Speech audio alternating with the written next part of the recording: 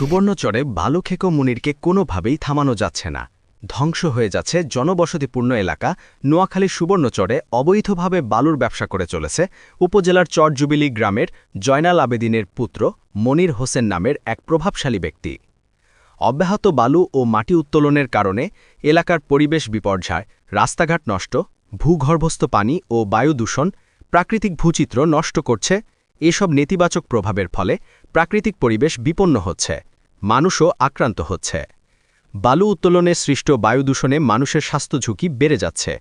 উদ্ভিদ ও প্রাণীকুলের মধ্যে পরিবর্তন ঘটার ফলে তাদের আবাসস্থল যেমন ধ্বংস হচ্ছে, তেমনি তাদের খাদ্যের উৎসও ধ্বংস হচ্ছে। ফলে মৎস্য প্রজনন প্রক্রিয়া পাল্টে যাওয়ার পাশাপাশি চাষাবাদের জমিও নষ্ট হচ্ছে। মাটি বালু বিক্রি করতেছে, আমরা বাধা দিই নাই।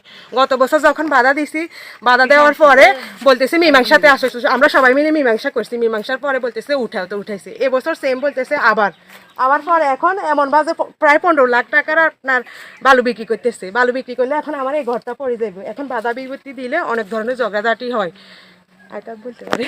দোষী হচ্ছে মনির, আর আনের বিক্রেতা হচ্ছে বাবুল আর আপনার হেদায়েত, এরা দুইজন।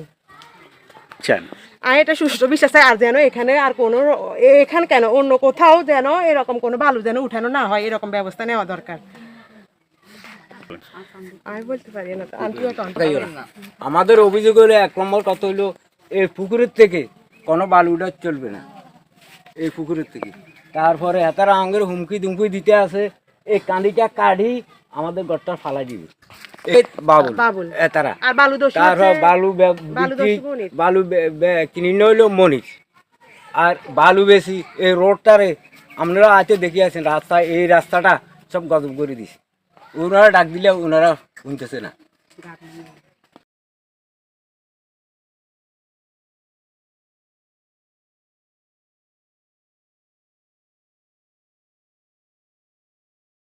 বাড়ি ও বসতঘর হুমকির মুখে পড়ছে। এলাকাবাসী জানিয়েছে, বালু ব্যবসায়ী মনিরের প্রভাবের কারণে তারা এই অবৈধ বালু উত্তোলন প্রতিরোধ করতে পারছে না।